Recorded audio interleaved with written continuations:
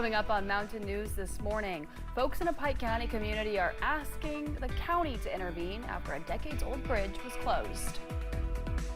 And Attorney General Russell Coleman is calling on Governor Andy Beshear to resume executions in Kentucky. Dedicated to Eastern and Southern Kentucky, this is WYMT Mountain News this morning.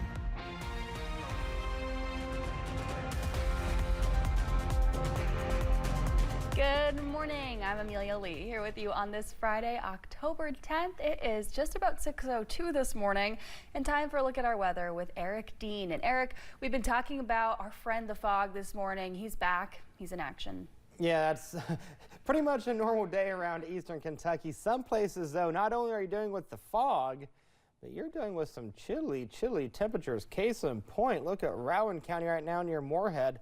Look at that temperature. This is Amelia Lee weather if I've ever seen it. 39 degrees is the current temperature as she's giving the fist pump over there. Feels like 39 degrees as well. Talk about Amelia. Now, I do have a question. I know we talked about coffee the other day.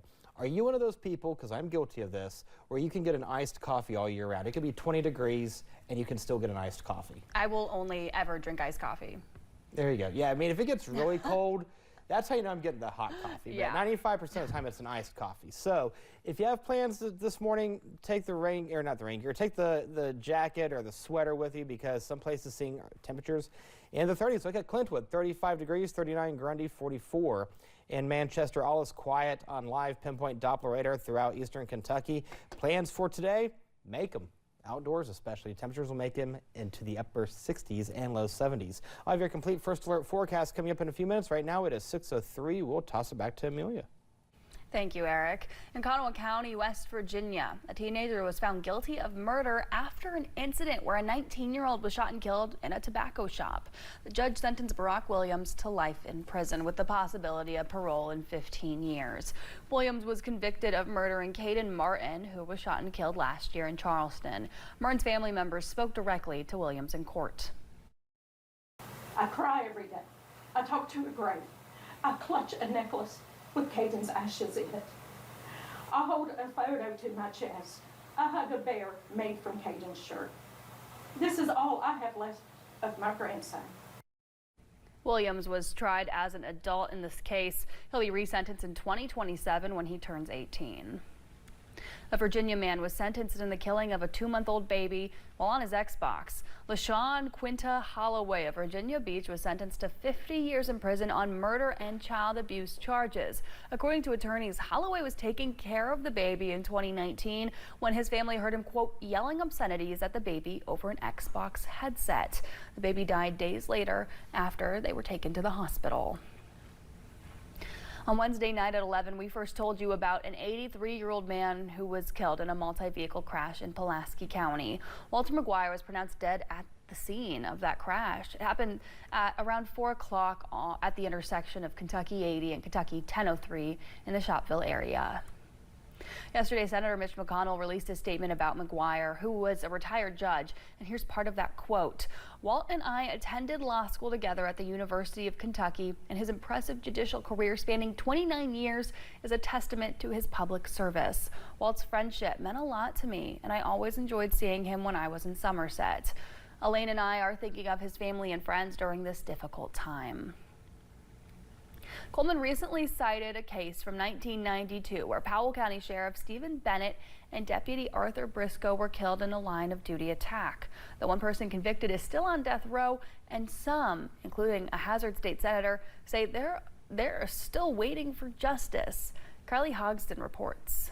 That this man killed 2 of our law enforcement agents that were there that day doing the job we hold them accountable to do. Senator Brandon Smith and other officials are calling for Ralph Bays' death warrant to be signed. Bays was convicted of murdering 2 Powell County enforcement officers over 30 years ago and has been on death row ever since. Governor Beshear says there's an order stating that there are many steps before he could even sign such a warrant.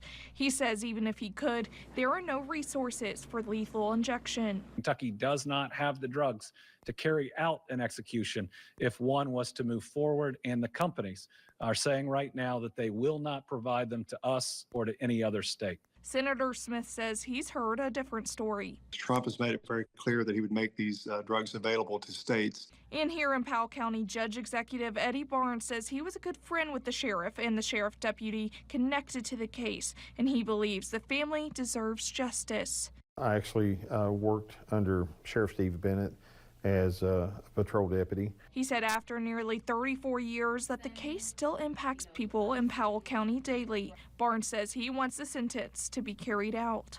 We need to stand up and be an advocate for them, to show them that we haven't forgotten, what happened, and we need to fix the problem. We need to finish it.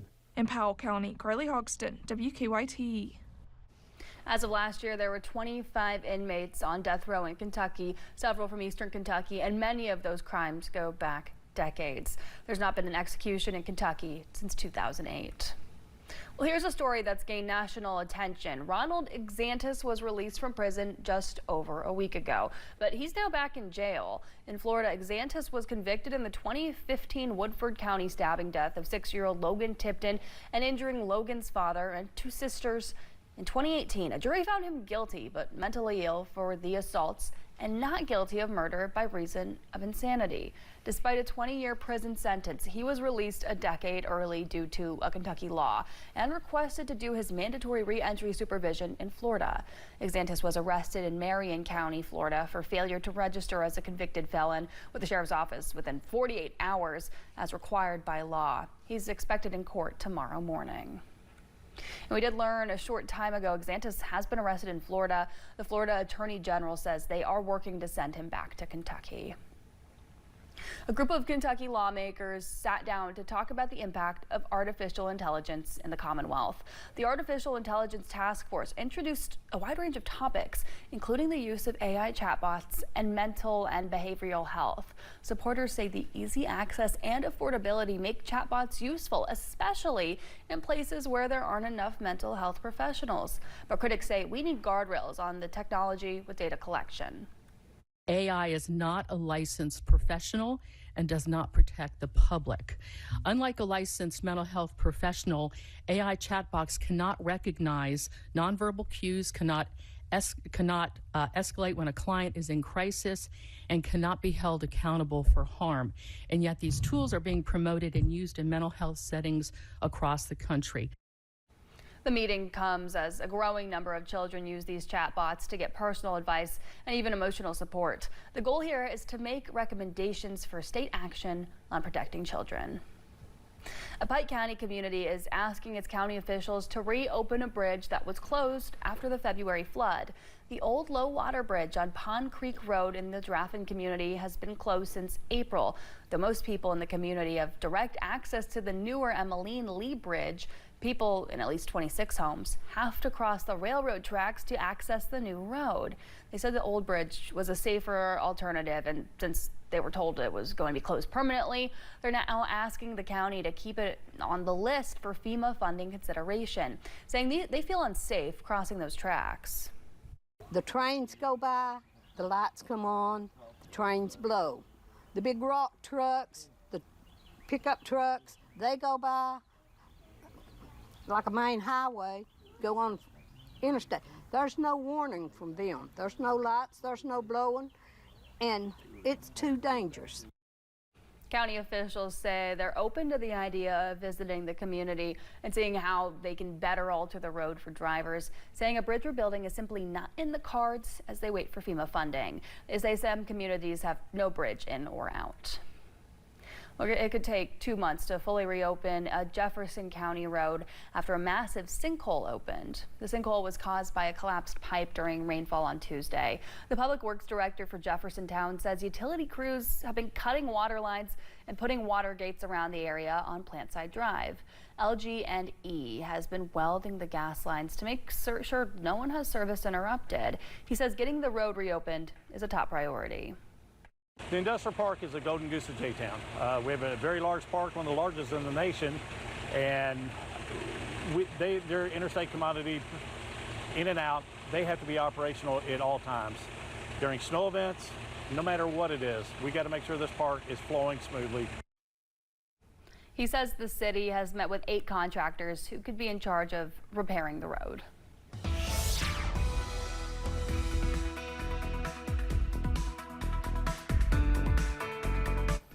Current time is now 6:11. As you head out the door, make sure you check the WYMT First Alert weather app for the latest hour-by-hour forecast, where we're going to see mainly sunny skies from top to bottom.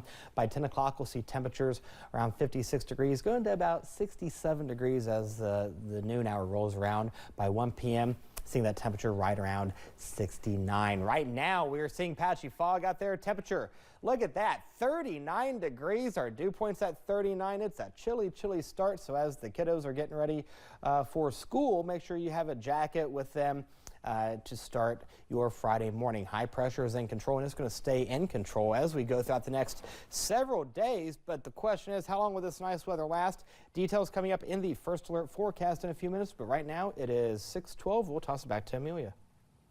Well, thanks so much for joining us on Mountain News this morning. Coming up, President Donald Trump says he'll travel to the Middle East next week as part of a victory lap.